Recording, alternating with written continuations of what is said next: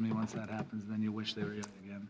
So, all part Well, of it. I mean, at a certain point, maybe we're not required to broadcast it. Oh, there we go. Speak of the devil. Okay, everyone, we will call this meeting to order.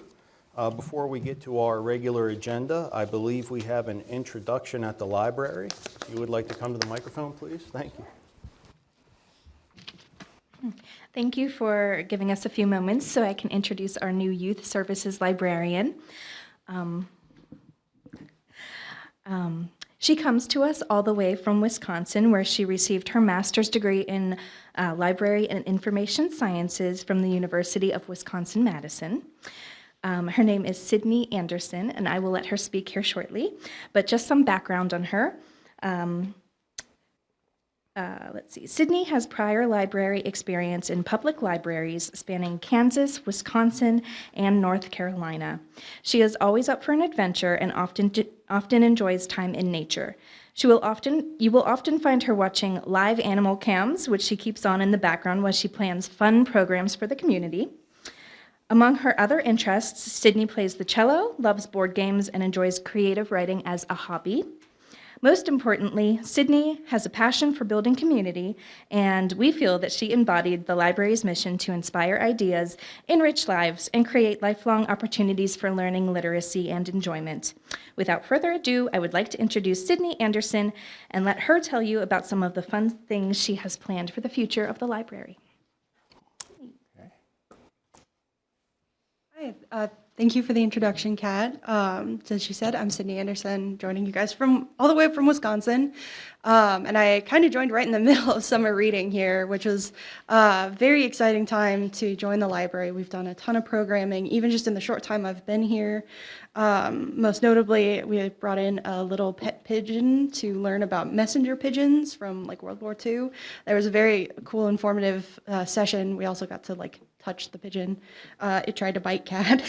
There was a butterfly release we did as well, along with several story times where the kids got to release the butterflies and have little wands of flowers where they could land on the butterflies could land on the flowers. And they did. We got several good pictures of the kids holding them.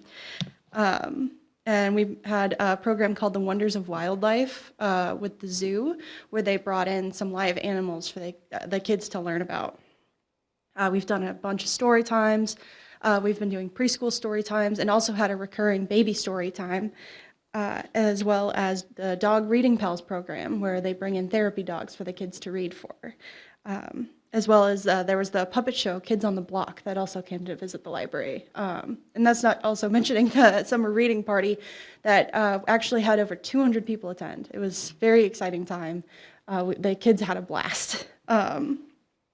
But that's not all we're doing. I'm also planning for even more programming here in the fall. I'm planning a grade school age story time for kids, the safari story time. It'll be largely informative, where they can learn about different animals and aspects of more nonfiction, and kind of dipping a little bit into some STEM programming.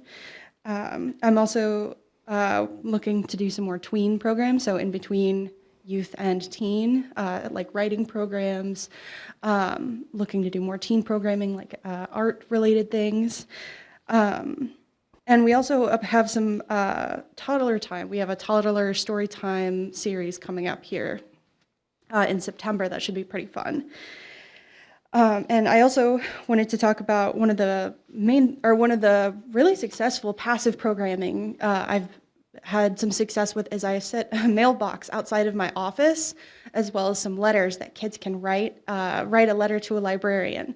And so I've actually got some responses here straight from the kids that come from the library, that they want more stuffies, story time, books, art, stickers, and rainbows.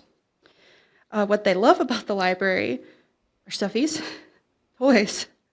We had 3 responses for books, Legos, dinosaurs, and scavenger hunts.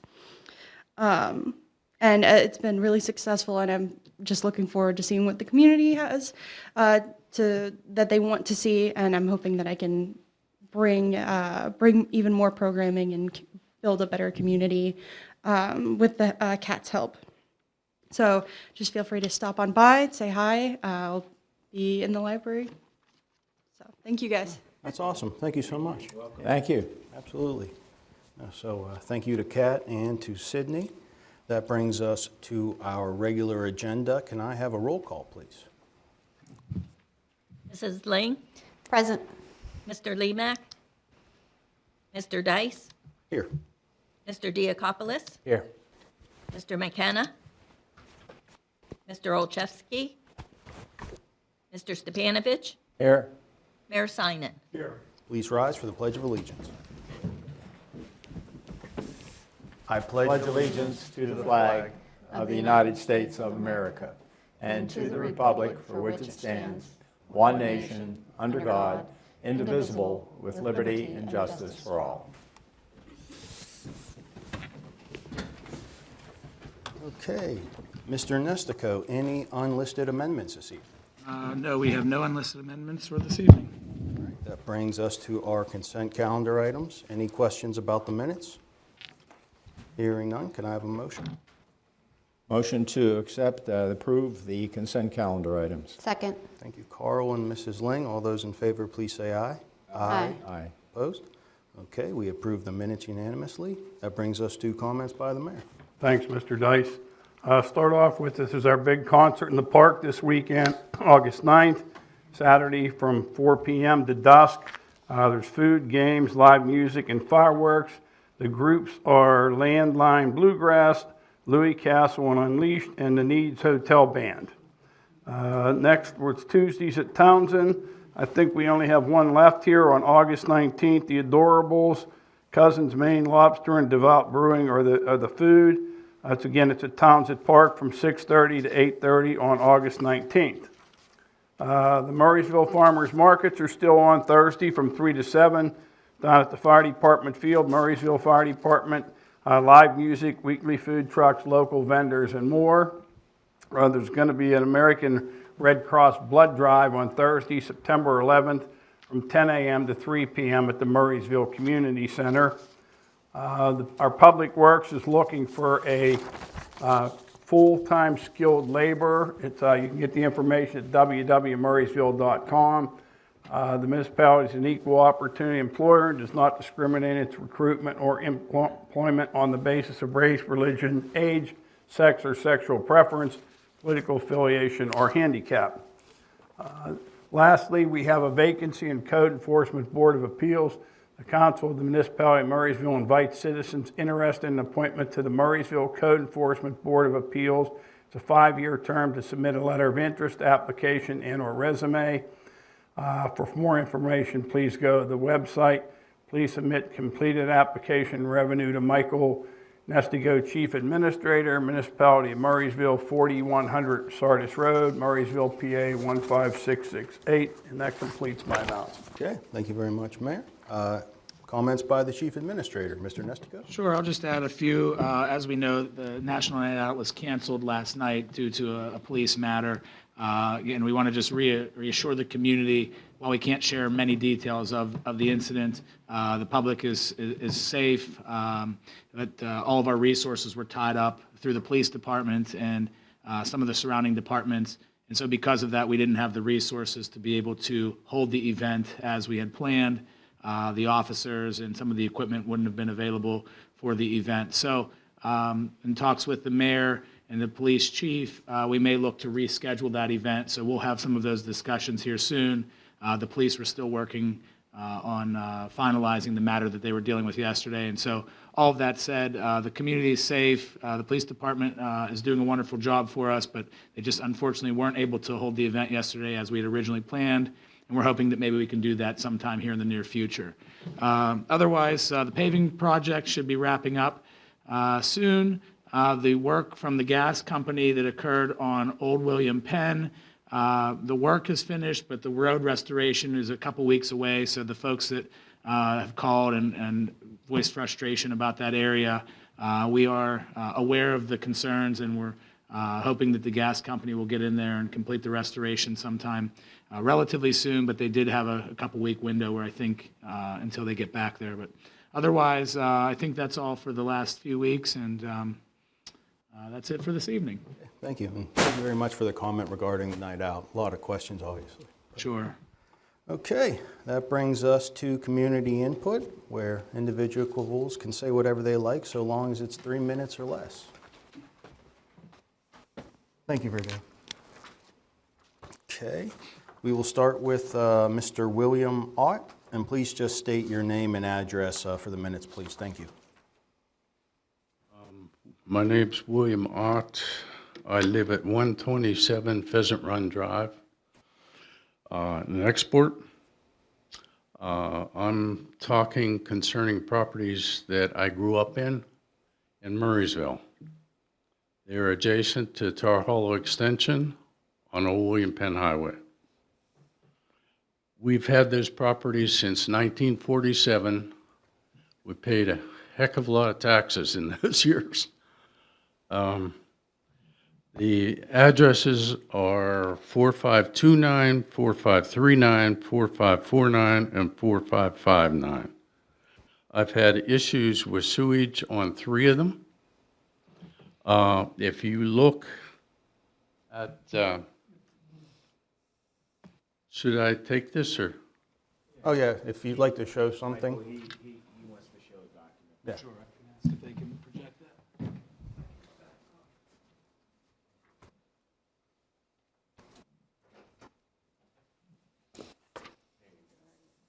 There we go.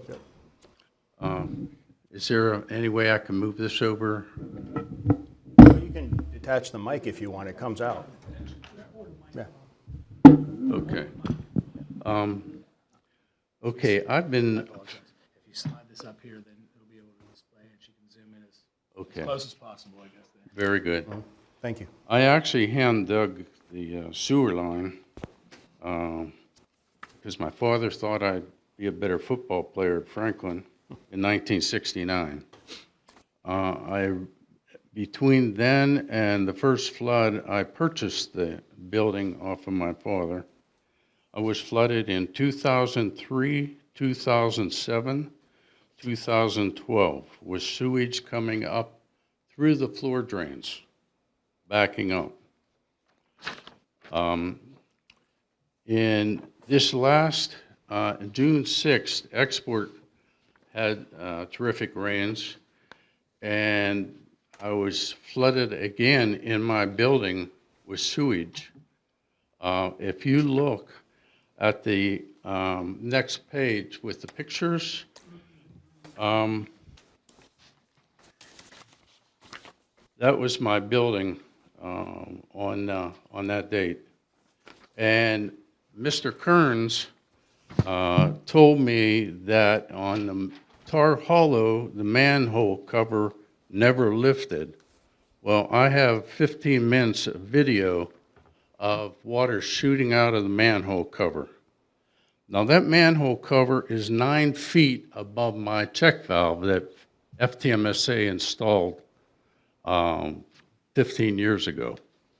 My check valve failed and I got flooded again. This is the 4th time I've remodeled that facility. I called Mr. Kearns and he said they were not at fault because the manhole cover never lifted. There is a dip in the lateral behind my building also. If you look, they took a camera and on February 16th and inspected the manhole, the dip. Mr. Kearns tells me that the dip is only 1.5 inches in an 8-inch pipe. If you look, the next picture is the location where the dip is. And the next picture is video supplied by them. They issued it to me before Mr. Kearns was involved. And if you look at the bottom picture on the right, you cannot even see the top of the pipe. It's completely full. There's no way that it's going to be 1.5 inches deep. I have an engineer that calculated the dip was 10 inches deep. Now, they're telling me, Mr. Long told me, here's my survey here. In 1947, when my father purchased the property.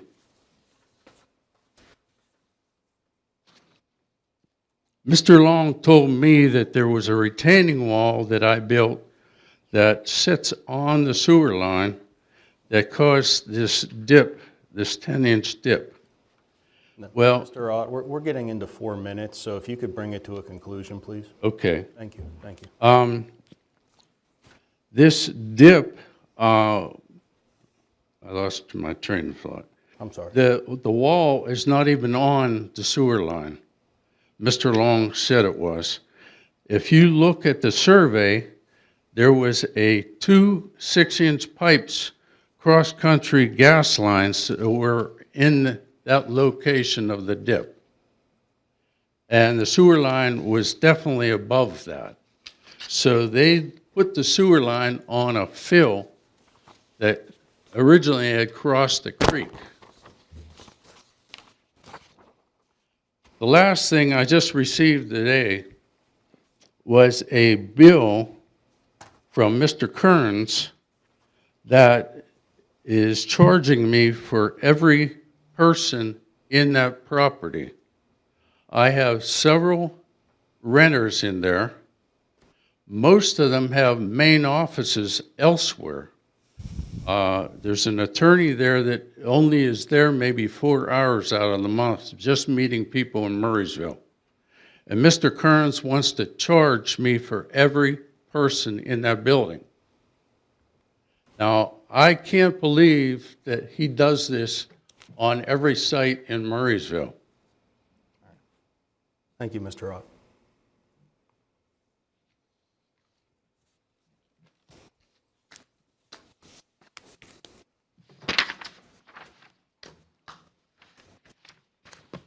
That brings us to our next comment, Mr. Tom Moser. And if you would just state your name and address for the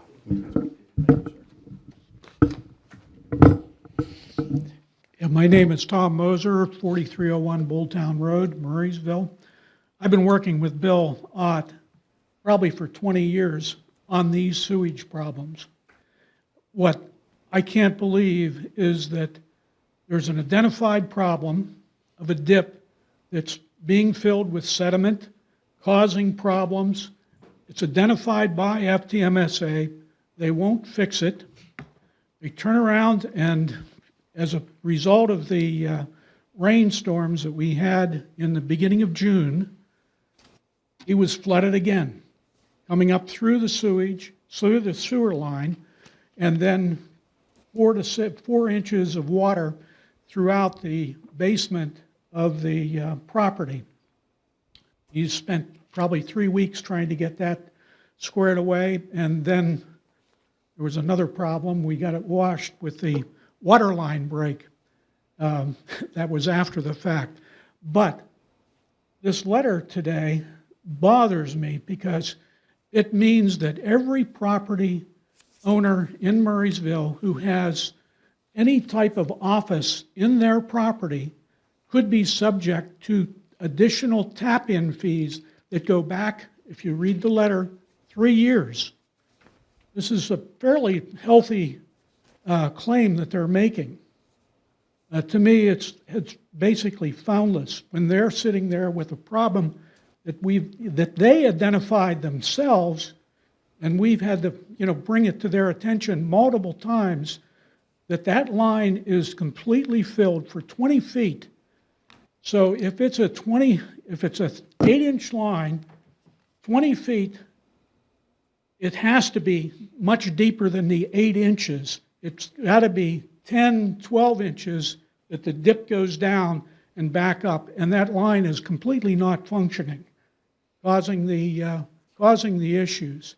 So I wanted to bring it to attention of everyone in Murraysville that this could be the result. If you even question something from FTMSA, that they're going to turn around and slap you with multiple tap-in fees and back charges for sewage for 3 years.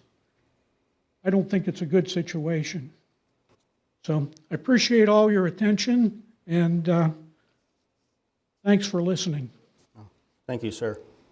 And I can just state that I will assuredly talk to FTMSA about this, so thank you, everyone. Okay, seeing no citizens' comments here, can we please go to liaison comments and committee reports?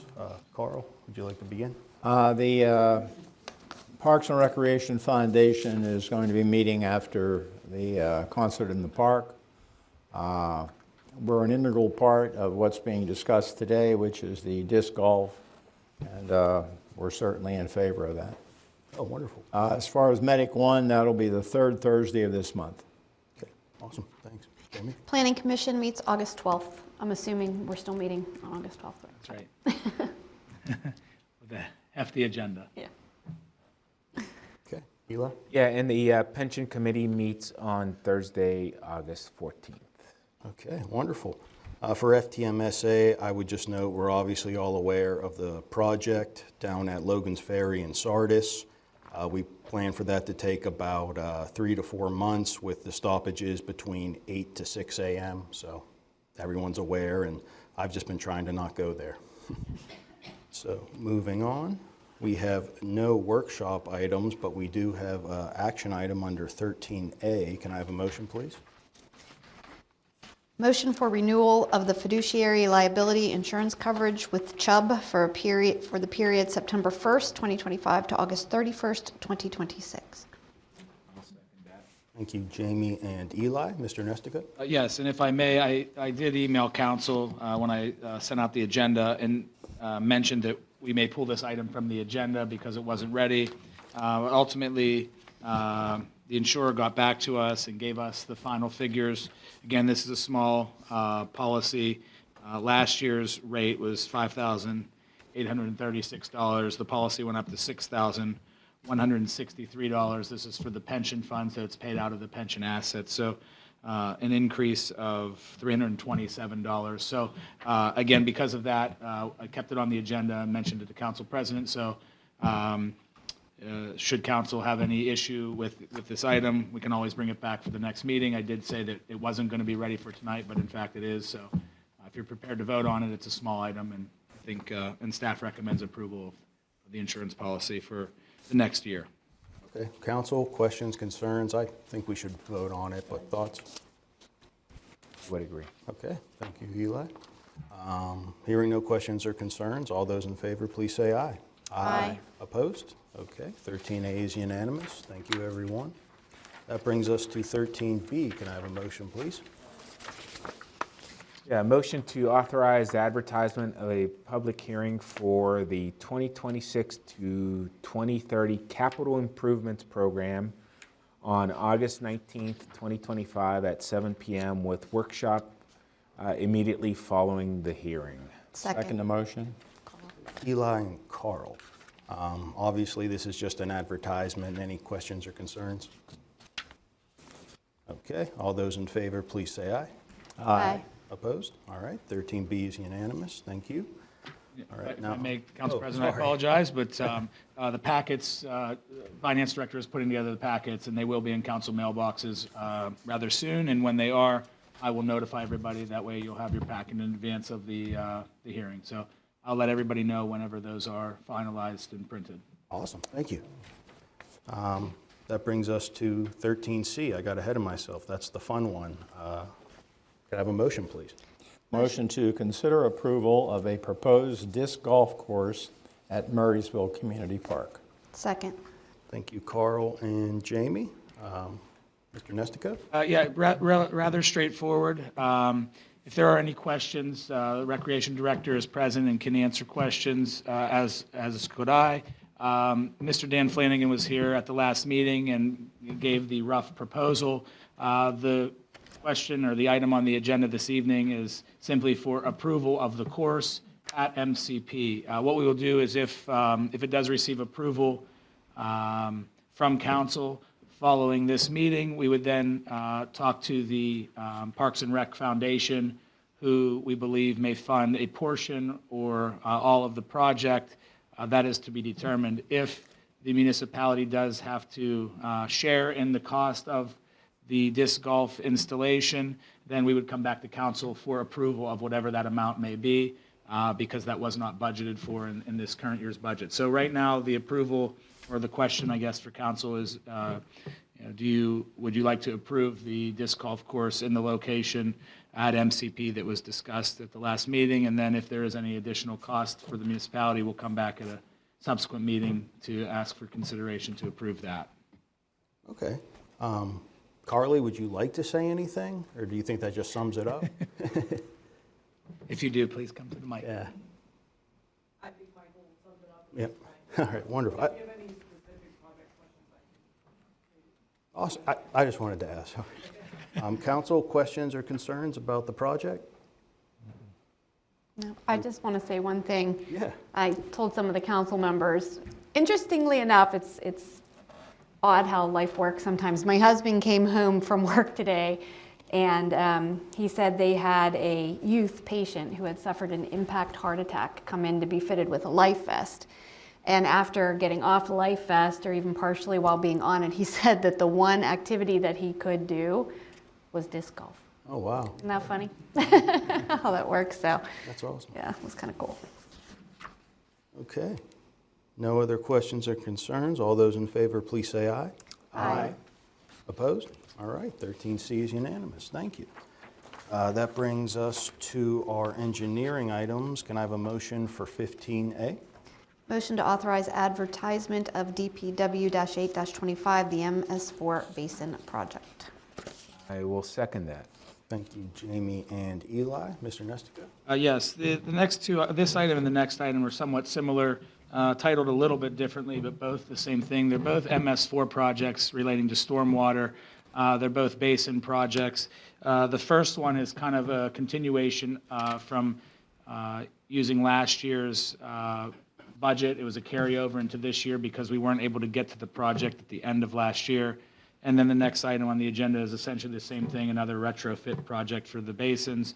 And so the engineering department is putting that together, and we're asking for approval to go out to bid for each of the two projects. So this one and the subsequent one on the agenda. Okay, so obviously absolutely necessary. Any questions or concerns about the projects or MS4 from council? Okay, hearing none. All those in favor, please say aye. Aye. Opposed? All right, 15A is unanimous. Can I have a motion for 15B? Motion to authorize advertisement of DPW-9-25, the MS4 retrofit project. Second the motion? Thank you, Eli and Carl.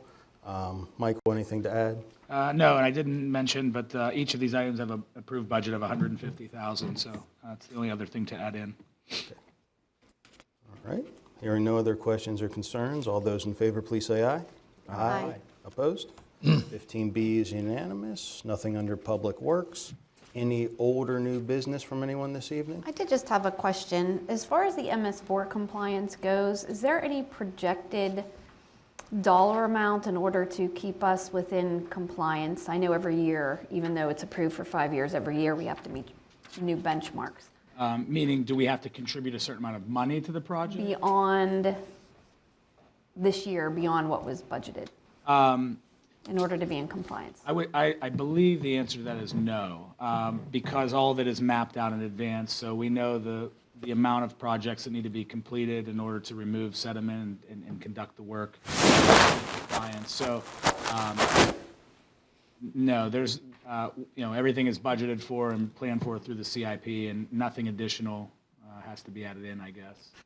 Okay, Mapped out in advance. I guess I was just wondering, in light of the whole flooding situation that happened, if there were things that had to be emergencyly added.